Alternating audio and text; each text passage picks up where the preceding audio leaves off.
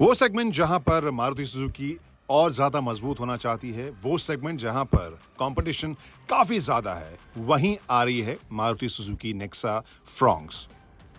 Compact SUV segment में बढ़त बनाने के लिए, पकड़ बनाने के लिए कंपनी ने क्या कुछ इस कार में डाला है, क्या फीचर्स हैं, कैसा इसका प्रदर्शन है, कितनी अलग है ये बलिनो से, इन सभी सवालों के जवाब आज इस वीडियो में हम देने वाले हैं।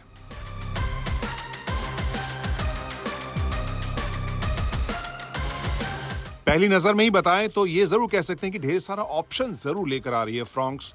दो तरह के इंजन ऑप्शंस हैं, अलग अलग ट्रांसमिशन ऑप्शन है, यानी ऑटोमेटिक भी मिल रहा है आपको, एएमटी भी मिल रहा है और मैनुअल ट्रांसमिशन भी मिल रहा है। Best in class fuel efficiency जिसके लिए मारुति जानी जाती है, best in class turning radius, इनके अलावा सेफ्टी के ढेर सारे फीचर्स इसमें कंपनी लेकर आ रही है, चाहे वो 6 एयरबैग्स हो, चाहे वो ESP, हिल होल्ड असिस्ट हो, ABS, EBD और आइसोफिक्स सीट माउंट्स। इसके अलावा 360 degree cameras, head up display और इंफोटेनमेंट सिस्टम जो हम अभी तक मारुति की नई गाड़ियों में देखते आए हैं। तो कितनी अलग है ये बलिनो से और अपने सेगमेंट में बाकी गाड़ियों से कंपेयर करें तो कैसी है ये, आज के इस वीडियो में वही बता दें।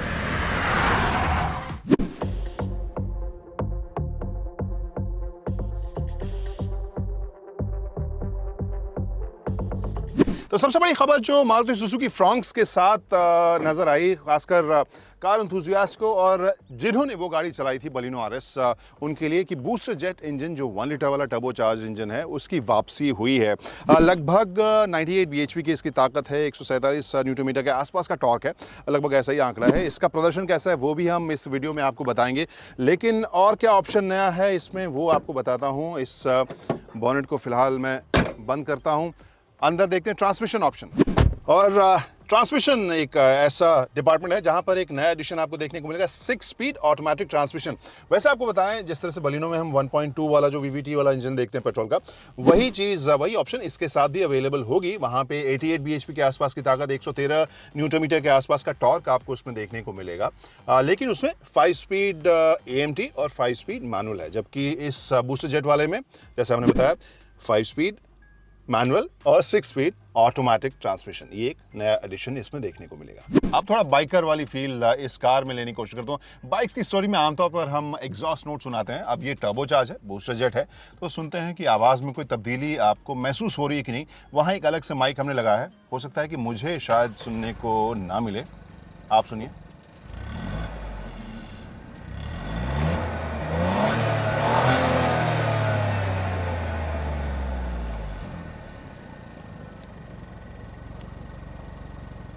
तो यहाँ पर फील अगर मैं अपनी कहूँ तो नॉर्मल सी ही लग रही है फिलहाल तो, क्योंकि यहाँ आइडल भी कर रही है। एक बार जब हम भगाएंगे तो शायद अलग अंदाज़ा लगे, और जब एडिट हम कर रहे होंगे तब इसकी आवाज़ मैं बेहतर तरीके से सुन पाऊँगा। तो इस एग्जॉस्ट नोट को सुनने के बाद हमारी अपील भी सुन लीजिए कि इन केस अभी तक आपने सब्सक्राइब नहीं किया है टाइम्स ड्राइव की यूट्यूब चैनल को, तो प्लीज़ सब्सक्राइब कीजिए, बेल आइकॉन भी दबाइए, जिससे कि इस तरह के सभी रिव्यूज़ फटाफट सबसे पहले आपके टाइमलाइन पर पहुँच जाए।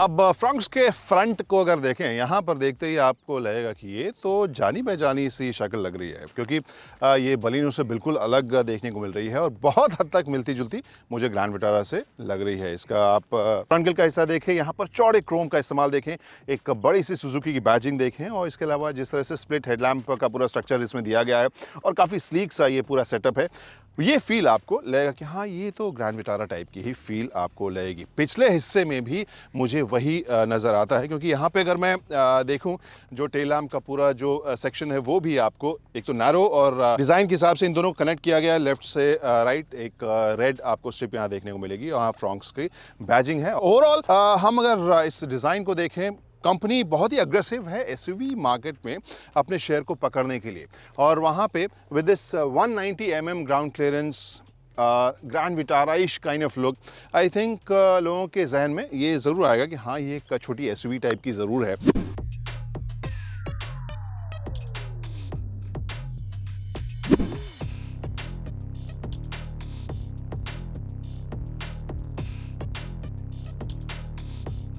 और अब फ्रंट सीट से क्या नज़ारा मिल रहा है इस फ्रॉन्क्स में वो आपको बताते हैं। जो डैश की फील है, जो अलग अलग लाइंस एक दूसरे से अलग अलग डिज़ाइन या कलर वाले यहाँ पर लेयर्स आपको देखने को मिल रहे हैं, वो हाल फिलहाल में चाहे हम बलिनो में देखें या ग्रैंड विटारा में देखें, इस तरह के एलिमेंट्स मारुति सुजुकी की गाड़ियों में आप देखने लगे हैं और वही फेमिलियर चीज़ आपको इसमें भी देखने को मिलेगी।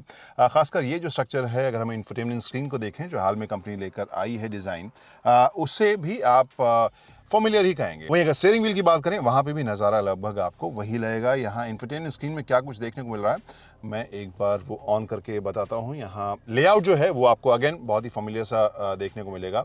और इसके अलावा यहाँ पर जो लेआउट है वो यूटिलिटी सेंट्रिक मुझे ज़रूर नज़र आती है। इन्फॉर्मेशन लगभग सारा ही है, बहुत ज़्यादा मैं इसे आकर्षक नहीं कहूँगा, अपीलिंग नहीं कहूँगा, but it does the job. यहाँ पर आप फ़ोन से कनेक्शन की बात करें, क्लॉक की बात करें, इंफोटेनमेंट का जो डिस्प्ले है वो सभी इन्फॉर्मेशन आपको मिल रहा है। सेटिंग भी आपको यहाँ देखने को मिल रही है। और इसके अलावा जब आप होम बटन दबाते हैं, इसके ऊपर एक क्विक एक्सेस मेन्यू भी आपको देखने को मिल रहा है, जिससे कि आप लगभग सभी जो इन्फॉर्मेशन है जिसे भी आप चेंज करना चाहते हैं वो यहाँ पर आप एक्सेस कर सकें। इसके नीचे आप अगर देखें डिज़ाइन, अगेन आपको जैसे मैंने कहा कि फेमिलियर सही लगेगा। एसी वेंट है जिसमें आप थोड़े से डल मेटालिक फिनिश के साथ, नीचे पियानो ब्लैक फिनिश के साथ क्लाइमेट कंट्रोल का बटन, अच्छे सॉलिड से यहाँ पर बटन आपको देखने को मिलेंगे। और क्लाइमेट कंट्रोल कंसोल या बटन के बाद नीचे आप देख सकते हैं कि 12 वोल्ट का यहाँ पर पॉइंट दिया गया है, यूएसबी टाइप ए का यहाँ पर स्लॉट दिया गया है और वायरलेस चार्जिंग की सुविधा आपको इसमें देखने को मिल रही है। 2 कप होल्डर्स हैं और जैसे मैंने बताया ये मैनुअल ट्रांसमिशन वर्जन है। हैंड ब्रेक आपको यहाँ देखने को मिल रहा है।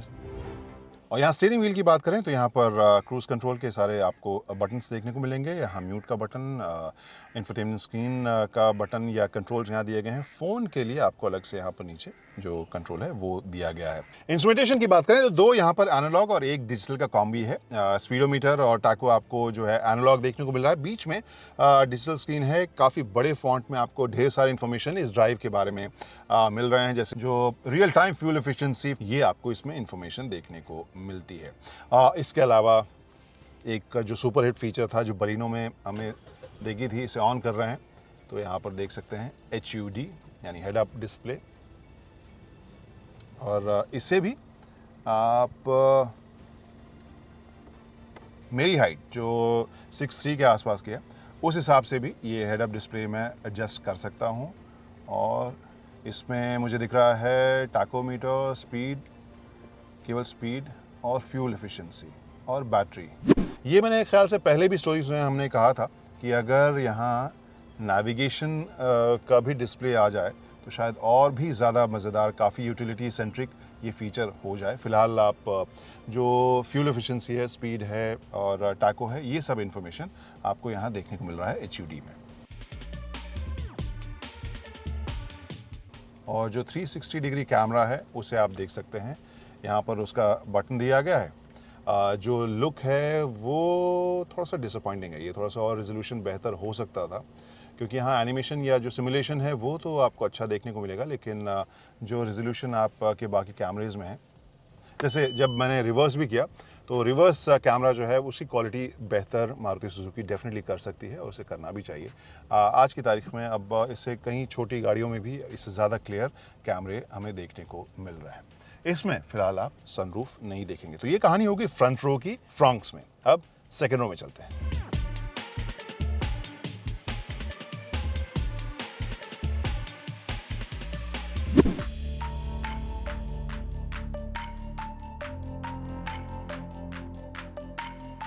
क्रांति Samar reporting from the second row of Maruti Suzuki Fronx. और इस फ्रॉन्क्स में जो सबसे पहली चीज़ मुझे नज़र आ रही है, मेरी हाइट के साथ लगभग 6.25 फीट की, और वो है नी room, leg room. I am really impressed. काफ़ी स्पेशियस आपको ये जगह यहाँ पर देखने को मिल रही है। लंबे पैसेंजर के लिए अगर उनका पाँव लंबा है तो फिर आरामदेह है, अगर बॉडी थोड़ी सी लंबी है तब थोड़ी सी दिक्कत हो सकती है, क्योंकि यहाँ पे अगर मैं देखूँ जो रूफ़ है वो पीछे स्लोपिंग है, तो इस चक्कर में यहाँ पे हेडरूम थोड़ा सा कम हो रहा है मेरी हाइट के लिए, एवरेज इंडियन हाइट के लिए। I think this works. जो विड्थ है उस हिसाब से 2 लोगों को तो काफ़ी आरामदेह ही लगेगी। 3 लोगों के लिए मामला एडजस्टिंग वाला हो जाएगा। इसके अलावा फीचर्स की बात करें, यहाँ पर जो रियर एसी वेंट है दो USB के पॉइंट हैं, जिसमें से एक टाइप ए है, एक टाइप सी है, और नीचे फ़ोन रखने की आपको जगह मिल रही है। एक साइड आपको बैक पॉकेट यहाँ देखने को मिल रहा है। जो सीट है, जो डिज़ाइन है, फिनिश है, काफ़ी अच्छा सा प्रीमियम सी फील आपको इसमें देखने को मिलेगी, और जो कुशनिंग है वो भी अच्छी है। थाई सपोर्ट भी मुझे अच्छा लग रहा है। तो दो लोगों के लिए काफ़ी आरामदेह ये जगह मुझे नज़र आ रही है। तीन लोगों के लिए भी मामला काम कर जाएगा, इट विल वर्क। मगर बीच में जैसे आप देख सकते हैं हिस्सा थोड़ा सा ऊपर उठा हुआ है, और जो टनल है हल्का सा फ्लोर भी बीच में उठा हुआ है। सो छोटे, अगर कोई छोटा बच्चा है वहाँ पर 2.5 लोगों के लिए अगर मैं कहूँ तो काफ़ी आरामदेह ये जगह होगी, बशर्ते हाइट उनकी मेरी वाली ना हो तो। सो ये कहानी सेकेंड रो की है। और अब लगेज स्पेस की बात करते हैं। 308 लीटर की जगह इसमें आपको देखने को मिलेगी, और बड़े लगेज के लिए भी मुझे ये स्पेशियस लग रहा है। आई नो सामान निकालने और रखने में हो सकता है कि मशक्क़त एक्स्ट्रा लगे, लेकिन यहाँ चूँकि ये डीप है तो आप बड़े लगेज भी यहाँ पर स्टैंडिंग पोजीशन में रख सकते हैं। तो ये कहानी है इसके लगेज स्पेस की। हो सकता है कि बहुत कंफर्टेबल ना हो, लेकिन आई थिंक कस्टमर्स खुश होंगे कि उन्हें ज़्यादा जगह मिल रही है। डीप है ये स्टोरेज।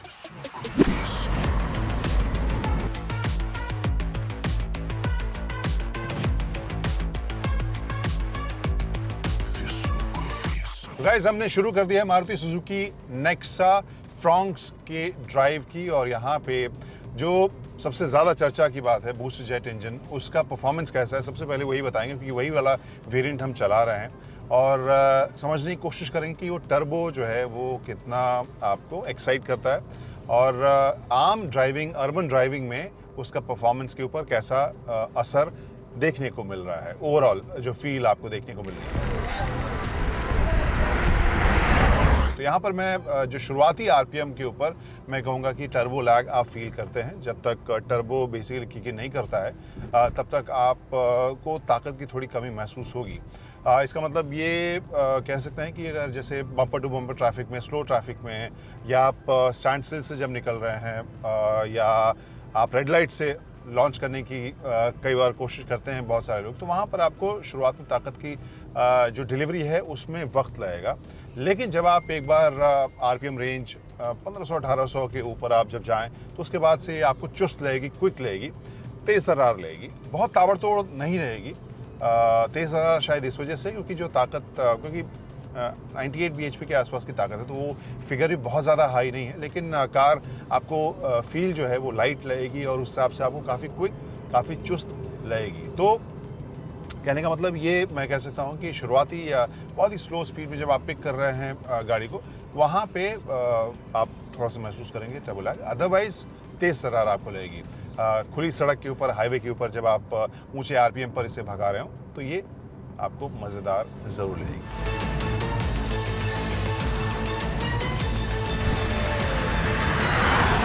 गाइज, अब फ्रॉन्क्स के राइड क्वालिटी की बात करूं तो ये जैसा कि हम आमतौर पर मारुति कार्स में देखते हैं, जो सेटअप होता है वो कंफर्ट की तरफ ज़्यादा टिल्ट होता हुआ दिखाई देता है। तो यहाँ पे भी आपको लगभग वही कहानी मिलेगी, लेकिन यह है कि पहले से ज़्यादा सॉर्टेड मुझे लग रही है, सटीक लग रही है, कंसिस्टेंट लग रही है। छोटे मोटे रंबल स्ट्रिप्स को क्रॉस करने की बात हो, या थोड़े से उटपटांग स्पीड ब्रेकर्स को क्रॉस करने की बात हो, या फिर थोड़े बहुत पॉट होल्स, इन सब का फीडबैक मुझे यही लग रहा है कि एक कंफर्टेबल आपको सिटी अर्बन राइड ये प्रोवाइड कराएगी। जैसा कि आमतौर पर कंफर्ट वाले मोड में जब सेटअप होता है तो वहाँ पर आप महसूस करते हैं, तो हैंडलिंग वैसी आपको प्रिसाइज या बहुत ही स्पोर्टी नहीं लगेगी।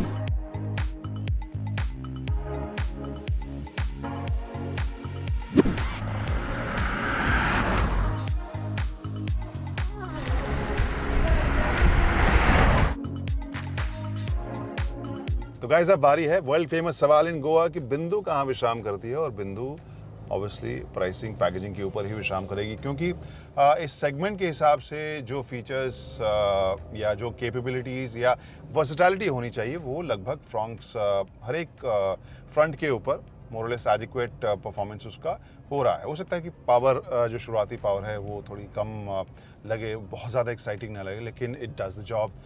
स्पेस हो सकता है कि 3 लोगों के लिए बहुत ज़्यादा ना हो पीछे, लेकिन हाँ, again it does the job. Features के मामले में wireless charging, wireless Apple CarPlay वगैरह है। हो सकता है कि वायरलेस चार्जर आपको थोड़ा सा गर्म होता हुआ नज़र आए, लेकिन आई गेस आने वाले वर्जन में वो भी कंपनी ठीक कर ही देगी।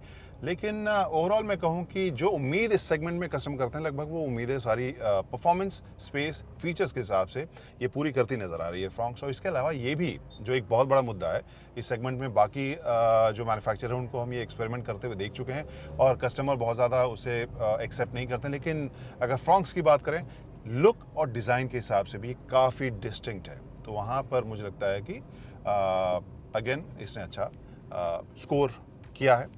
अब इन सब के बाद एक ही मुद्दा बचा है और वो है आकर्षक प्राइसिंग। और अगर वो कर लेती है कंपनी तो उम्मीद है कि जो वो एम लेके चल रही है कंपनी कि एसयूवी सेगमेंट में वो बढ़त बनाएगी, मार्केट शेयर कैप्चर करेगी और ओवरऑल मार्केट शेयर जो है वो वापस रिवाइव करेगा। I think they can do that with this car. Let's see आपको ये स्टोरी कैसी लगी, अपने कमेंट्स, अपने फीडबैक हमें ज़रूर भेजिए। और अभी तक अगर हमारे चैनल को आपने सब्सक्राइब नहीं किया तो प्लीज़ वो भी फटाफट कर लीजिए। और जाते जाते आगे बैठे हैं, पीछे बैठे हैं, सीट बेल्ट ज़रूर लगाइए। राइड कर रहे हैं आगे या पिलियन बैठे हैं, हेलमेट ज़रूर लगाइए। Take care, drive and ride safely.